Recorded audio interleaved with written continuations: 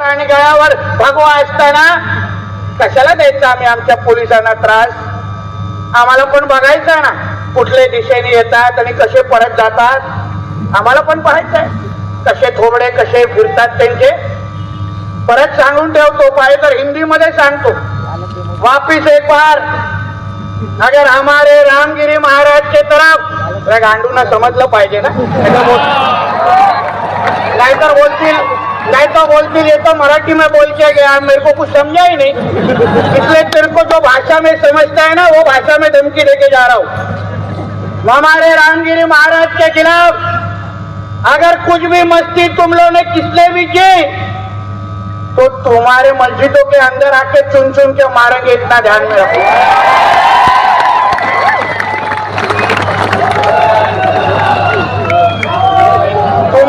तुमको तुम्हारी कौम की अगर